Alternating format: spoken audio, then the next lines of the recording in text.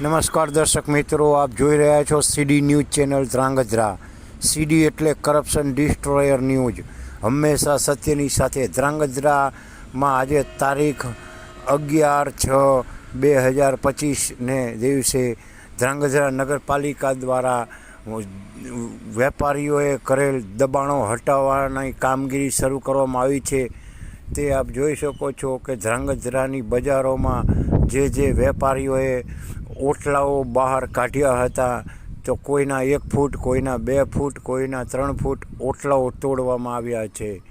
અને જે વેપારીઓએ પોતાના છાપરા બહાર કાઢ્યા હતા, તેઓએ સ્વેચ્છાએ પોતાના છાપરા હટાવવામાં ઉતાવળ કરી છે.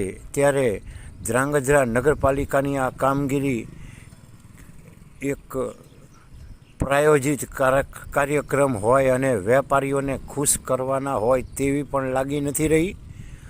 એવું જ લાગી રહ્યું છે કે ધ્રાંગધ્રાની અંદર વેપારીઓથી ચાલતી નગરપાલિકા જો વેપારીઓના દબાણો ખરેખર હટાવે તો નગરપાલિકાને થતી મોટી આવક બંધ થઈ જાય તેવું પણ લાગી રહ્યું છે.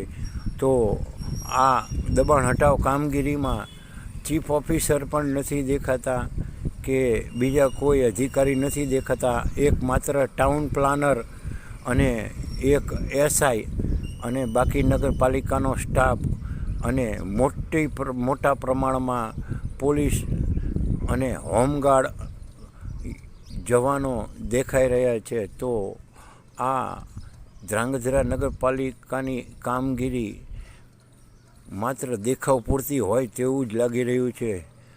અને માત્ર ઓટલાઓ તોડીને ટ્રેક્ટરમાં કચરો ભરી લઈ જવામાં આવી રહ્યો છે, તે પણ જોઈ શકો છો.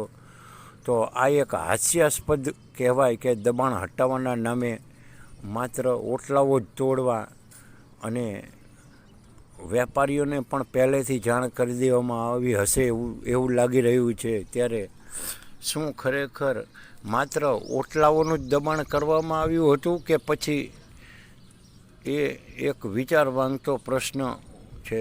અને ધ્રાંગધ્રા શહેરની અંદર ચર્ચાઓ પણ થઈ છે કે આને દબાણ હટાવ્યું કહેવાય.